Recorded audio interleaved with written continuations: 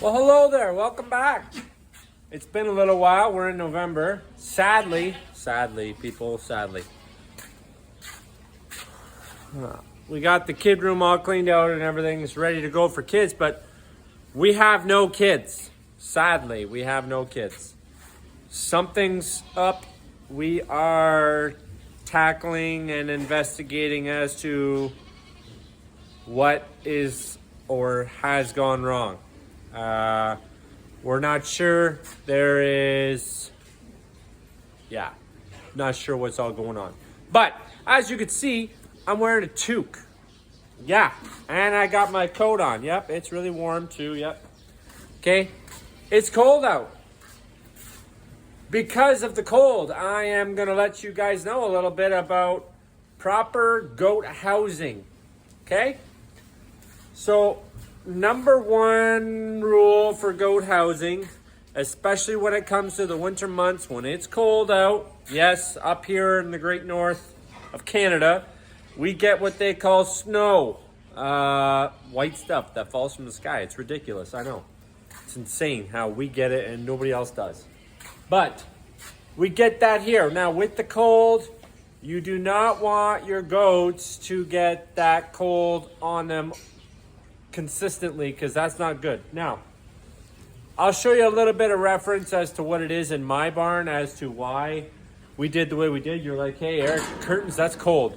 Cold is okay. Goats can handle the cold. What they do not like, what any animal does not like, is a draft. Okay? So, we're looking down on the ground there. We got that nice concrete wall. They're going to lay against that wall, and they're going to radiate heat against the wall. The heat's going to radiate heat back, whatever, and from the pack. You do not want a hole in there. Over here on this side of the barn, you can see I've only got a little bit of concrete on the bottom, and then it's steel. That steel here, that's okay, because there's steel there. There it is, and there's a big hole there.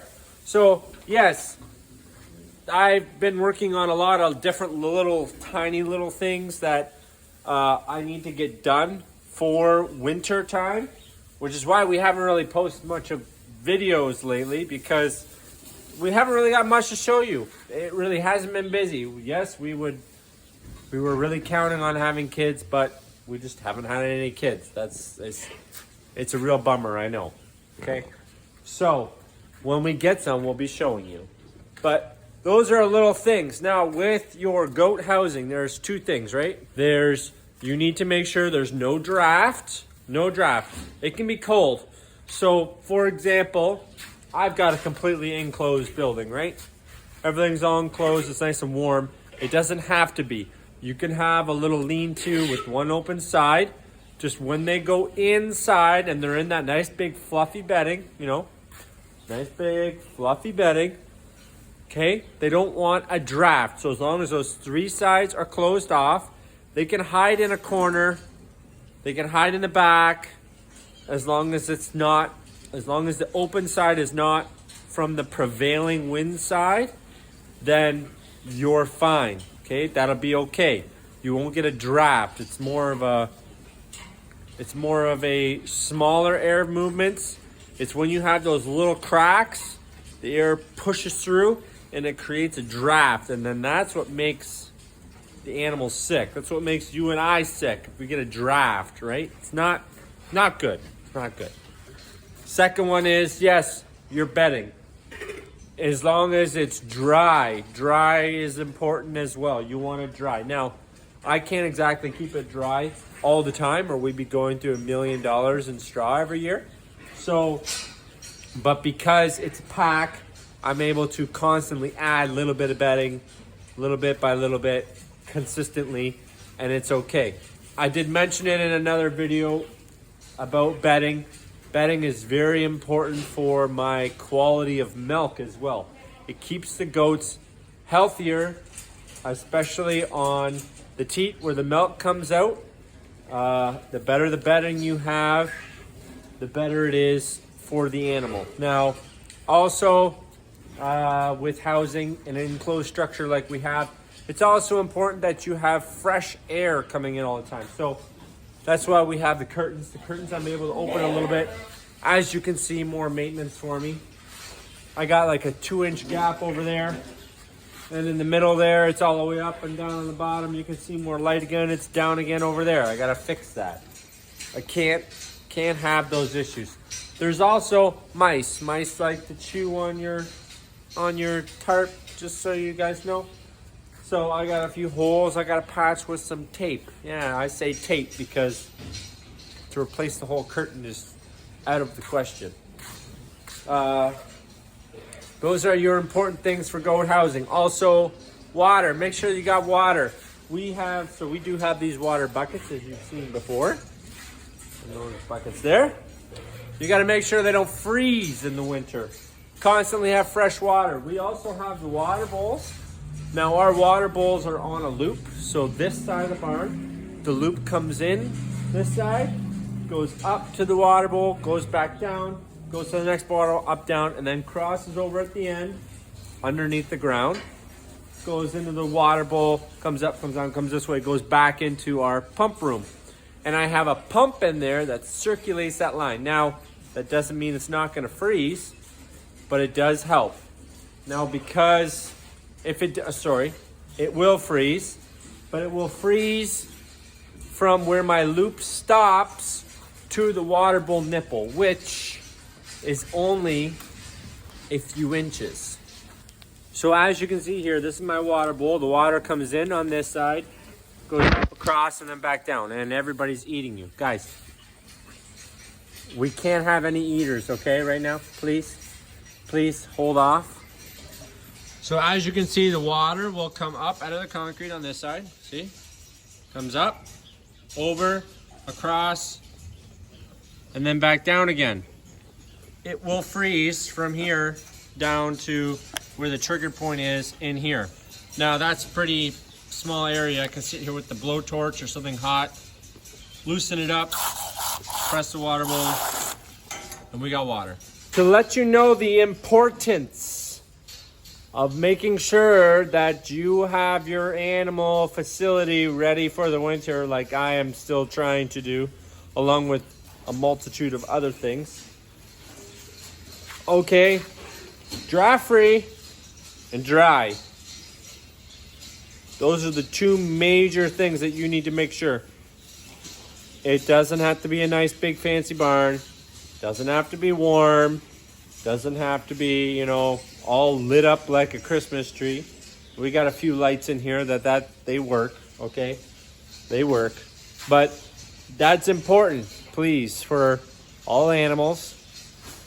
And I should be getting back to work because there are lots of things that I need to fix. Another part of my winterizing is I got a pump in this bucket here. We pump all the water from everything on this side of the barn. All this water goes down to this bucket, and then it gets pumped over to the other side. Well, that pump cannot freeze. So you can see that down in there.